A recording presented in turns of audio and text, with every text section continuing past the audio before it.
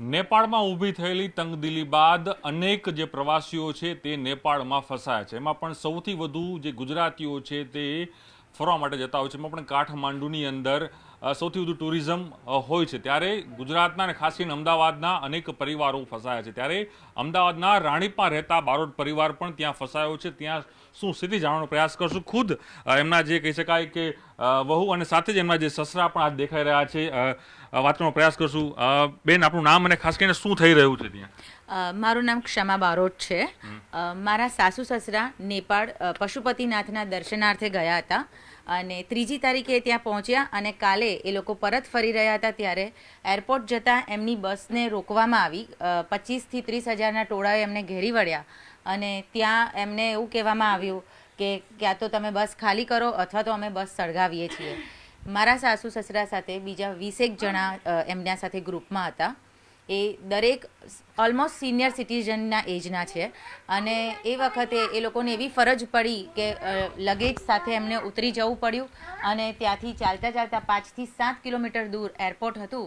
ત્યાં એ લોકો ચાલતા લગેજ સાથે જતા હતા. વચ્ચે એમના પર ટીયર ગેસ છોડવામાં આવ્યા અને ખૂબ મુશ્કેલીથી એ લોકો એરપોર્ટ પહોંચ્યા કાલે અને એરપોર્ટ પહોંચતા જ એરપોર્ટ બંધ થયાના સમાચાર આવ્યા. ચોક્કસ આપણે વાત તમારા જે સસરા છે વાત કરાવશું. જી ચોક્કસ આપ જોઈ શકો છો. હું તો આપણે જે દ્રશ્યો બતાવી રહ્યો છું તે અંકલ પણ ત્યાં જોવા મળી રહ્યા છે, વડીલ પણ. અંકલ, આપનું નામ ખાસ કરીને અને આપે જે સ્થિતિમાં ત્યાં છો, કઈ રીતની સ્થિતિ ત્યાં જોવા મળી રહી છે હાલ અત્યારે ત્યાં? અત્યારે બહુ પરિસ્થિતિ વિકટ છે અહીંયા. ગમે ત્યારે શું થાય અમને ખબર નથી. અમારું શું ડિસિઝન લેવું અમને ખબર નથી. હોટલમાં રહીએ કે એરપોર્ટમાં રહીએ એનું કંઈ અમને ખબર પડતી નથી. અહીં કોઈ સિક્યુરિટી નથી, નહીં કોઈ પોલીસ પાવર નથી, નહીં કોઈ આર્મી પાવર નથી. ટોટલ ઉપર જે છે એ અમારો ભગવાન છે. ગમે તે ઘડીએ ગમે તે થઈ શકે એવું છે. અમને જલ્દીથી રેસ્ક્યુ કરીને અહીંથી નીકળવામાં આવે એવી ભારત સરકારને અને ગુજરાત સરકારને અપીલ કરીએ છીએ. ખાસ કરીને આપ જ્યાં ત્યાં હતા, કયા સમય ગયા હતા, શું સ્થિતિ તમારી સામે તમે જોઈ છે, કેવી પરિસ્થિતિ હતી ત્યાં? અમે હોટલ લગભગ સવારે 10 વાગે છોડી ગઈકાલે સવારે. 10:30 વાગે અમારી સામે 25,000 માણસનું ટોળું આવી ગયું. ઓકે. બસ ઘેરી વળી, બસ સળગાવી દેવાનો પ્રયત્ન ચાલે એવું લાગતું હતું. એટલે અમે બધા લગેજ લઈને ઉતરી ગયા. લગભગ અમારા પાસે 25 કિલો લગેજ હતું પર પર્સન પાસે. એટલું લગેજ લઈને અમે 3 કિલોમીટર ચાલ્યા આવીશું ત્યાં બીજું 50,000 માણસનું ટોળું આવ્યું. હાજી જી હાજી અવાજ આવે છે આપનો અંકલ? બોલો બોલો. પોલીસ અને ટોળા વચ્ચે અથડામણ થઈ. એમાં અશ્રુ ગેસના ટીયર ગેસના ટીટા અમારી ઉપર પડ્યા. ત્રણ બેનો મૂર્છિત થઈ ગઈ. હું મૂર્છિત થઈ ગયો.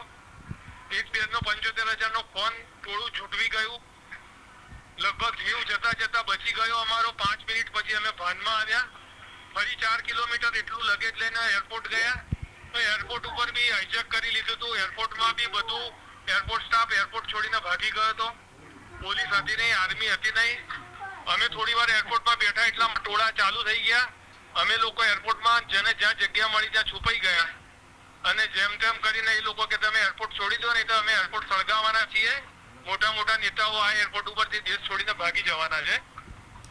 આખરે પછી અમે જ્યાં ત્યાં રાત પૂરી કરી અને અત્યારે આ એરપોર્ટમાં જ છીએ. 1 કલાક પહેલા અમને જમવાનું મળ્યું છે, પાણી મળ્યું છે. અંકલ, એ સ્થિતિ કેવી હતી? કારણ કે જે રીતે કહી રહ્યા છો ટોળા સામે આવી ગયા હતા, આપણે બહાર ફરવા માટે ગયા હોય ત્યાં ગુજરાત છોડીને, અને સ્થિતિનું નિર્માણ કેવું એક સામે કેવું એ ઘટનાક્રમ આંખમાં દેખાય તો કેવું લાગે? કારણ કે એક સાથે ટોળું આવે, આખો ડરનો માહોલ. મોત જોઈને પાછા આવ્યા છીએ સાહેબ. ઓકે. મારી જિંદગીમાં 62 વર્ષની મારી એજ છે. મારી લાઈફમાં આવો કોઈ દિવસ હુમલો ગોધરામાં નથી જોયો અને બીજા જગન્નાથજીના રમખાણમાં નથી જોયો. આવો હુમલો કોઈ દિવસ મેં જોયો નથી.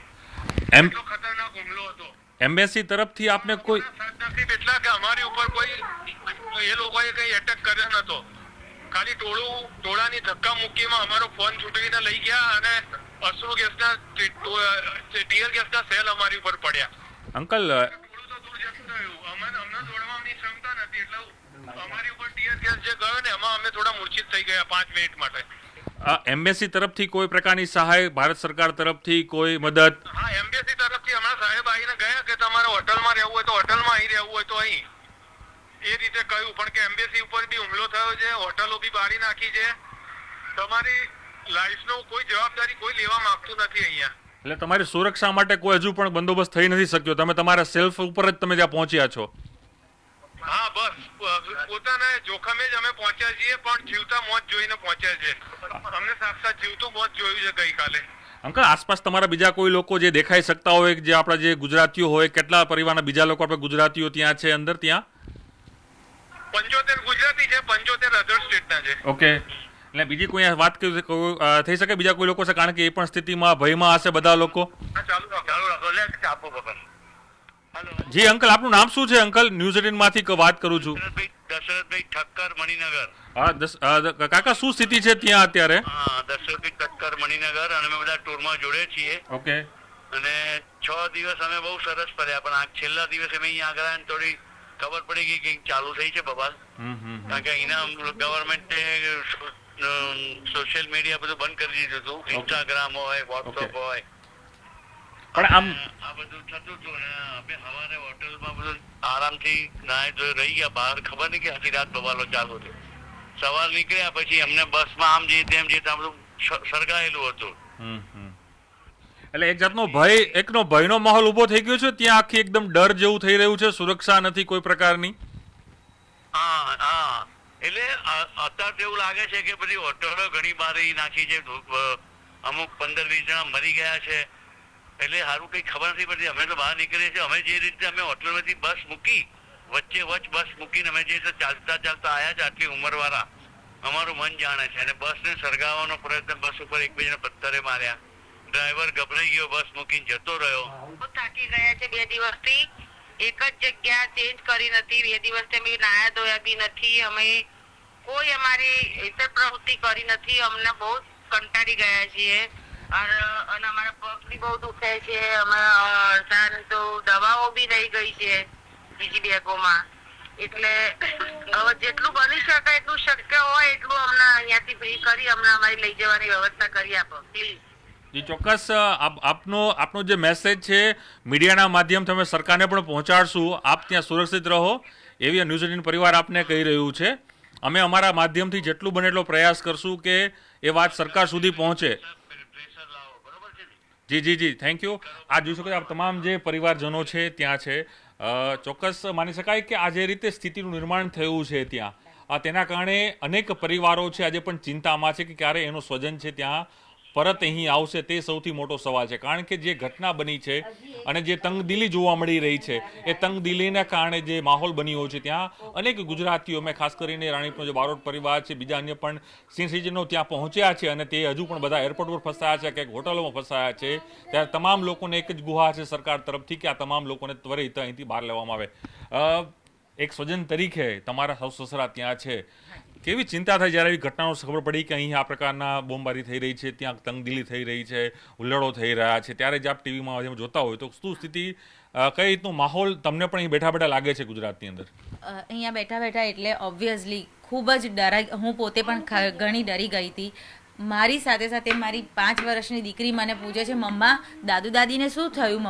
મમ્મા દાદુ દાદીને હવે શું થશે? એટલે સ્વજનો તો ખરેખર ચિંતિત હોય જ, પણ આજે નાનું બાળક પણ એના દાદા દાદી વિશે ખૂબ જ ચિંતા કરીને સ્કૂલે જતાં પણ મને પૂછતી જાય છે કે મમ્મા દાદુ દાદી ક્યારે આવશે મમ્મા?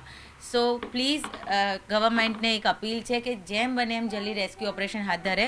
અને ત્યાં 150 ઇન્ડિયન્સ છે. આપણે જો ઇઝરાયલથી અને બધેથી જ આપણે આપણા ઇન્ડિયન્સને પાછા લાવી શકતા હોય તો નેપાળ તો આપણી નેબરિંગ કન્ટ્રી છે, તો પ્લીઝ. ચોક્કસ આ તમામ જે પરિવારજનો, આ માત્ર એક નહીં પરંતુ અનેક જેટલા પણ પ્રવાસીઓ અહીંથી ગયા છે, એ તમામ પરિવારોની એક જ માંગ છે કે તેના સ્વજનો છે તેને પરત સરકાર અહીં લાવે. કારણ કે જે સ્થિતિનું નિર્માણ થયું છે નેપાળની, તેના કારણે તમામ લોકોના જીવ તાળવે છે. જે લોકો ત્યાં પહોંચ્યા છે તે પણ ડરના માહોલ વચ્ચે ત્યાં જીવી રહ્યા છે, તો સાથે જ તેના પરિવારજનો, સ્વજનો પણ અહીં ક્યાંક ચિંતામાં જોવા મળી રહ્યા છે. ત્યાં જોવાનું છે સરકાર કઈ રીતનું એક્શન લે છે અને આ તમામ જે અહીં જે ફસાયેલા જે ભારતીયો છે, ખાસ કરીને ગુજરાતીઓ છે, તેને લાવવા માટેની સરકાર કઈ રીતની વ્યવસ્થા કરે છે. કારણ પંકજ મકવાણા સાથે પ્રણવ પટેલ, ન્યૂઝ 18 અમદાવાદ.